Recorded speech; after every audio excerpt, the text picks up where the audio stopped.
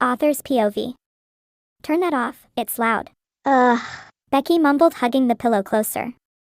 Freen moved in her sleep, reaching out for her phone and turn off the alarm while still closing her eyes. Turning around, she wrapped her legs around the pillow, wanting to continue her sleep. Her hand roamed around the pillow comfortably, but then stopped after feeling something soft on her hand, and she squeezed it.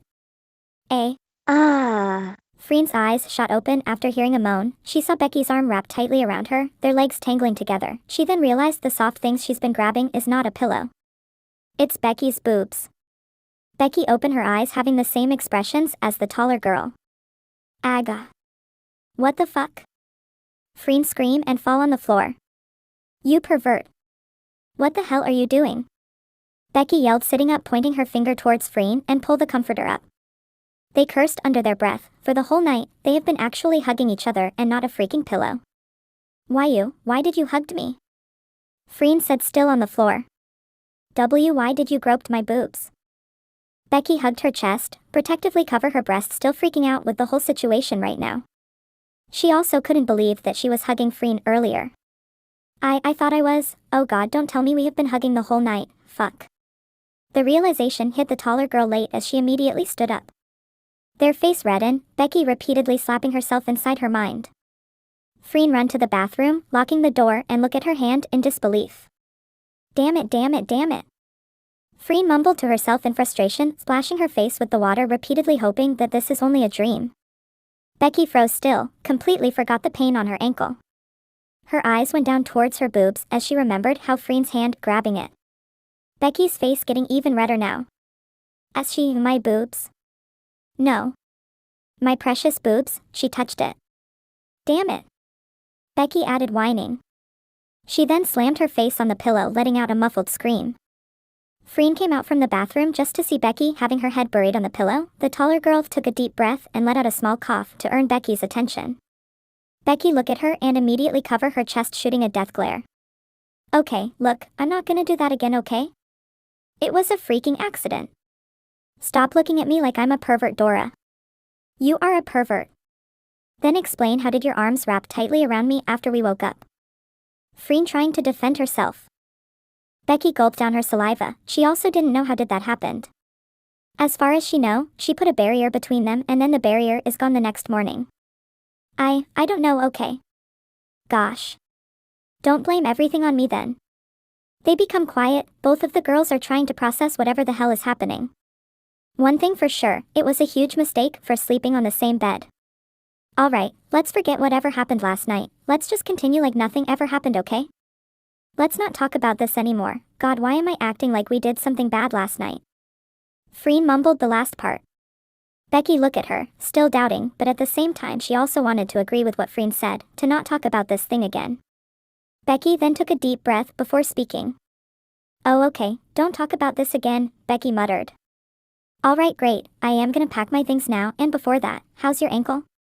Freen asked genuinely right now. I think it's better than yesterday, but it still hurts. I will put the ice pack again later, Freen said as Becky slowly nodded her head, still avoiding the eye contact. Freen then disappeared from the room. Freen's POV. God, what am I doing? How can I grab her? Fuck, I'm not gonna say it. Why am I so dumb for not realizing sooner? The whole night, the thing I have been hugging is not a freaking pillow, for fuck's sake. To be honest, I had such a good sleep last night. I didn't even wake up in the middle of the night like how I always did before. Don't tell me. No, that's not the reason. Becky is not the reason why I had a great night. I probably just really tired, and that's why I slept well. Okay, that's it. Fuck, I still embarrassed every time I'm gonna face her like earlier. I literally helped her to get in the shower. I had no choice, alright? She hurt her ankle, and me, as a nice friend and roommate, I need to take care of her. I also helped her packing her things earlier. It's okay, you did a great job, Freen. My parents would be so proud of me. Suddenly, I feel a tap of my right shoulder. I look up and saw Mrs. Pond looking at me before sitting across me. Good morning, Freen. How is Becky? She asked, and I just smiled awkwardly. She's doing all right. Her ankle is getting better, Mrs. I replied.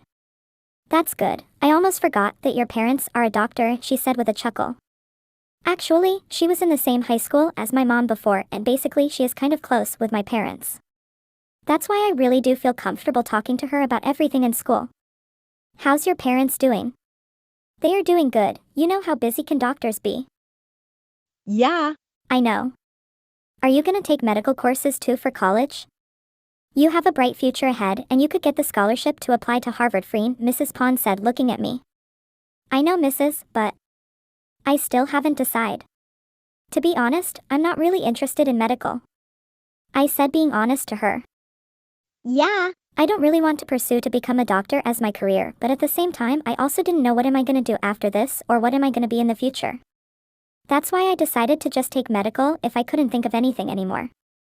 But also, I don't really know what course I'm interested to. I'm still searching, Mrs., I added. That's normal, Freen. Sooner or later you gonna find out what you really wanted to do. I know your parents doesn't mind with what you gonna take in college, right?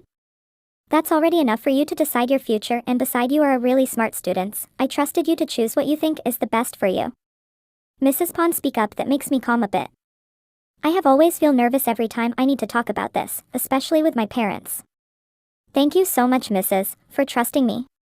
Don't stress yourself too much by thinking about this. Enjoy your senior year, make a lot of friends and memories, because I'm sure you're gonna miss high school the most, she added. This is why I really can rely on her the most at school. She knew too much. We talked for a bit and then I decided to bring some sandwiches for Becky, since she still haven't eaten her breakfast. I excused myself and went directly towards my room just to find Becky pressing the ice pack on her ankle by herself. Oh, you are back, she noticed me. I put down the plate beside her. Eat the breakfast? Let me do it, I said, grabbing the ice pack from her hand. She looks kind of stunned with my action, but I didn't mind. I just don't want to make things awkward between us because of what happened this morning, even though my mind keep repeating the embarrassing incident. Gosh, I just want to curse right now. You should go to the hospital for checkup if your ankle's still hurting after 2 days. You might need to use crutches if it still does. I advise you to take a rest for about 2 days. Tomorrow is Thursday, so. Yeah. That's better if you stay on your bed unless it get worse, I explained, pressing the ice pack softly on her ankle. I can see that it's less swollen now. That's a good sign. I hear no response from her as I look up and saw Becky looking at me with a smile. Okay, now why is she smiling? Did she find it funny, or what? What? Why are you smiling like that? Nothing, you really sound like a doctor now. I guess you take after your parents, huh? This is basic medical knowledge, Miss Armstrong, I said with a sarcastic tone. I'm really impressed right now, not gonna lie, and also this is the first time I saw you being nice to me, Becky said, crossing her arms while still haven't took her eyes of me. Gosh, does she want me to be cruel? I'm just being a nice human being, Dora. Anyone would have done the same thing if they were me. Yeah. I can see that. Anyways, thank you for taking care of my ankle, and also I'm sorry for calling you a pervert dash. Oh, please don't talk about that. I shake my head. Damn, why does she need to bring that up again? I feel my face heat up again. Well, I just want to say I'm sorry, even though you really look like a pervert. She added nonchalantly that made me scoffed. She still have the gut to tell me that, huh? After all I done for her. I could never understand how this girl think. It's your fault for suggesting me to sleep with you. Now I really think that it was an excuse for you to sleep beside me, I said, smirking, but then I feel a soft thing hitting my face. Idiot, never. Author's POV. You are heavy, Freen mumbled, her hands holding on Becky's legs while the smaller girl wrapped her arms around Freen's neck. So mean, put me down then. I will ask Mike to carry me. Becky squirming on her back, making Freen stopped and slightly turn her head over her right shoulder. Keep quiet and don't move or you gonna fall, Freen warned her. Becky huffed, still mad over the taller girl for saying she was heavy, but eventually tightened the grip around Freen's neck. After Freen put all their things inside the bus, she went back to the room to give the smaller girl a piggyback ride since Becky still couldn't walk properly. Everyone already get into the bus while Freen and Becky still left behind. The bus is far, since the driver couldn't enter the place they are sleeping at. Do you still hate me now? Freen suddenly asked. I don't know, sometimes you are nice, but sometimes you are an asshole. You called me an asshole, huh? I'm literally carrying you in my back right now, but you called me asshole? I'm hurt. Freen said, toning down her voice, making Becky suddenly feel guilty. I said sometimes. Not right now, you couldn't blame me though, you literally bullied me until I got a fever before. You remember that? It was your deal. You couldn't blame me either, you just have a weak immune system, Freen said, slightly stopping, but Becky slapped her shoulder. What you did was too much. I need to walk to the class from that far-ass cafe just because you called me to pick up your freaking pen under your desk. Who the hell did that? I did. Freen fired back, but then she felt her shoulder sting, making herself shriek in pain. Dora, stop. Becky literally just bite her shoulder so hard, that makes Freen stop for a bit, groaning in pain, but still carrying the smaller girl on her back.